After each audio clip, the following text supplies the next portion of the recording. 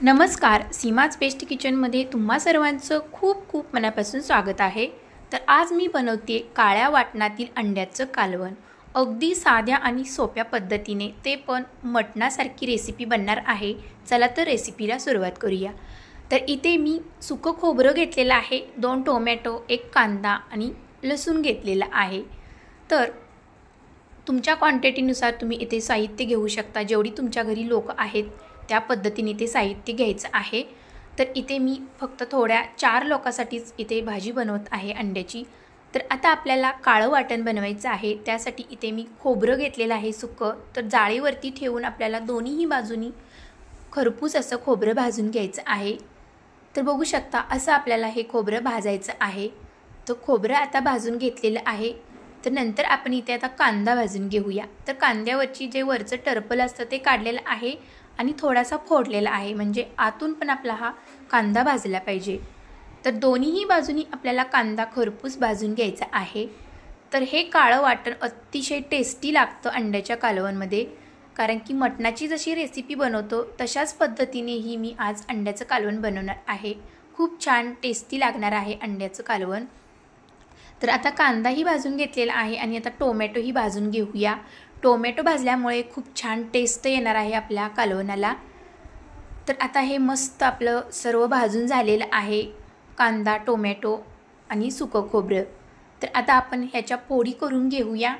तर पहिल्यांदा आपल्याला खोबरं बारीक करून घ्यायचं आहे। त्यासाठी मी इथे खोबऱ्याचे काप पण केलेले आहेत आणि इथे कांदा, टोमॅटोही मस्त अशा फोडी करून घेतलेल्या आहेत मोठ्या, आणि कोथिंबीरची देठेही वापरलेली आहेत इथे मी। देठामुळे टेस्ट फार छान येते रश्श्याला। तर इथे आता मी खडे मसाले घेतलेले आहेत। तर खडे मसाल्यामध्ये 1 चमचा अख्खे धने, 2 हिरवी इलायची आणि 1 चमचा जिरे घेतलेले आहेत, तेजपत्ता, 1 दालचिनी, 2-3 लवंगा, 2-3 मिरी आणि पांढरे तीळ 1 चमचा। तर अशा पद्धतीने इथे आपल्याला हे सर्व खडे मसाले घ्यायचे आहेत। तर एवढे खडे मसाले आपल्याला लागणार आहेत। तर आता इथे मी पॅन गरम करायला ठेवलेला आहे। तर आता हे सर्व खडे मसाले आपण आता पॅनमध्ये घालूया आणि मस्त असे खरपूस भाजून घेऊया। तर हलकेसे आपल्याला भाजून घ्यायचे आहे। तर आता यातील मी तेजपत्ता बाजूला काढून घेतलेला आहे। तर आता हे आपण एकसारखे भाजून घेऊया। तर अशा खडे मसाल्याने आपल्या रश्श्याला खूप छान टेस्ट लागणार आहे। तर जशी मटणाची भाजी बनवतो तशाच पद्धतीने आपल्याला हे अंड्याचं कालवण बनवणार आहोत। तर आता ते सर्व थंड झालेलं आहे। तर मिक्सरच्या भांड्यामध्ये पहिल्यांदा आपण सुकं खोबरं घालूया आणि त्यासोबत आता हे खडे मसाले हे घालूया, म्हणजे छान असे बारीक होतील। तर पहिल्यांदा सुकंच आपल्याला बारीक करायचं आहे। तर आता ही पेस्ट आपण मस्त बारीक करून घेऊया, पावडर बनली पाहिजे याची। तर बघू शकता अशा पद्धतीने इथे मी सर्व खडे मसाले आणि सुकं खोबरं बारीक केलेलं आहे। तर यामध्येच आता आपण हे सर्व कांदा, लसूण, कोथिंबीरची देठे आणि टोमॅटो घालून घेऊया। तर खूप छान टेस्ट येणार आहे असं हे काळं वाटण बनल्यामुळे, अगदी मटणासारखी भाजी बनणार आहे। आवश्यकता तुम्हाला लागली पाण्याची, जर थोडंसं पाणी घालून तुम्ही हे वाटण बनवू शकता। तर इथे मस्त वाटण तयार झालेलं आहे, काळं वाटण आपलं। तर बघू शकता खमंग कांदा, खोबरं आणि टोमॅटो हे भाजून घेतल्यामुळे अगदी मस्त अशी पेस्ट खमंग झालेली आहे। तर आता ही डिशमध्ये काढून घेतलेली आहे। तर इकडे मी आता अंडी ही छान शिजवून घेतलेली आहेत, टरपल काढून घेतलेला आहे आणि त्याला अशा चिरा दिलेल्या आहेत। तर अशा पद्धतीने जर चिरा दिला तर अंड्याचा फ्लेवर मस्त रश्श्यामध्ये उतरला जातो। तर आता आपण अंड्याचं कालवण बनवूया। तर इथे कढईमध्ये 4 चमचे तेल घातलेलं आहे। आता तेजपत्ता घालूया। तर आता इथे आपण डायरेक्ट मसाला घालूया। तर हे घरचं लाल तिखट आहे, कोल्हापुरी लाल तिखट। तुम्हाला जर हा कोल्हापुरी मसाला हवा असेल तर तुम्ही या नंबरवरती व्हॉट्सअप मेसेज करू शकता। अतिशय टेस्टी हा मसाला आहे। तर आता आपण हा मसाला तळून घेतलेला आहे। तर आता आपण जे काळं वाटण बनवलेलं होतं ते आता या तेलामध्ये घालूया। तर काळं वाटण या तेलासोबत छान खमंग तेल सुटेपर्यंत भाजून घ्यायचं आहे।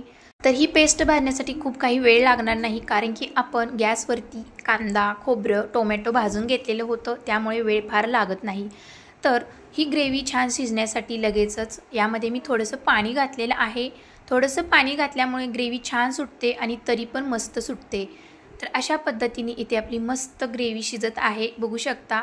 पुन्हा एकदा मी पाणी घातलेलं आहे थोडंसं आणि ग्रेव्हीला मस्त 2 ते 3 मिनिटे शिजवून घ्यायची आहे। आणि शिजण्यासाठी वरती आता आपण झाकण ठेवूया। तर 2 मिनिटानंतर मी झाकण काढलेलं आहे, बघू शकता। तर मस्त अशी ग्रेव्ही शिजलेली आहे, तेल सोडलेलं आहे ग्रेव्हीने, तर रंग मस्त आलेला आहे तेलाचा। तर हे घरचं लाल तिखट आहे, घरचा कोल्हापुरी मसाला आहे बनवलेला, अतिशय सुंदर झालेला आहे। तर हे काळं वाटण मस्त आपलं हे भाजलेलं आहे तेल सुटेपर्यंत। तर या वाटणामध्ये आता आपण ही उकडलेली अंडी घालूया। तर अंडी घालून झाल्यानंतर ही 1 मिनिट आपल्याला छान परतून घ्यायची आहे हलक्या हाताने। तर आता आपण ही मस्त अंडी परतून घेतलेली आहे। तर यामध्ये आता आपल्या आवश्यकतेनुसार गरम पाणी घालायचं आहे, कोणतीही रस्सा भाजी असू द्या गरम पाण्याचाच वापर करायचा आहे। तर गरम पाणी मी घातलेलं आहे। तर आता आपण ही अंडी मिक्स करून घेऊया, मसाला पूर्णपणे मिक्स झाला पाहिजे पाण्यामध्ये। तर आता आपण चवीपुरतं मीठ घालायचं आहे। तर चवीपुरतं मी मीठ घातलेलं आहे। तर आता मीठ घातल्यानंतर आपण हे मिक्स करून घेऊया आणि 1 ते 2 मिनिटे बारीक गॅस करायचा आहे आणि भाजी छान मस्त शिजू द्यायची आहे। तर मस्त असं कालवण शिजल्यानंतर टेस्ट पण फार छान येते। तर 2 ते 3 मिनिटे आपली आता झालेली आहे, भाजीला उकळीही आलेली आहे आपल्या कालवणाला। जशी आपण मटणाची रस्सा भाजी बनवतो तशाच पद्धतीने ही अंड्याचं कालवण बनवलेलं आहे। अगदी मस्त झणझणीत काळ्या वाटणातील आपलं कालवण तयार झालेलं आहे।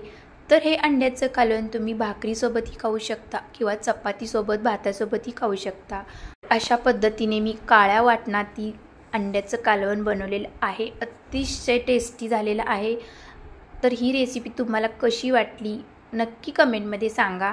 तर आता भाजी ही छान शिजलेली आहे, वरतून आता बारीक चिरलेली कोथिंबीर घालूया। तर काळं वाटण बनवते वेळी मी कोथिंबीरची देठी वापरलेली होती बारीक करताना। तर बारीक चिरलेली कोथिंबीर वरतून घालायची आहे, भाजी शिजल्यानंतर अतिशय टेस्टी लागते। तर आता आपण अंड्याचं कालवण एका ताटामध्ये काढून घेऊया।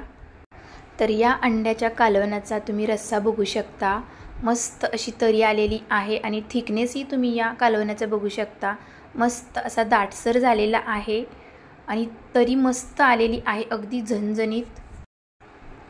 तर अशा पद्धतीने इथे मी ताटामध्ये काढून घेतलेलं आहे अंड्याचं कालवण, अगदी झणझणीत असा हा झालेला आहे बेत आपला।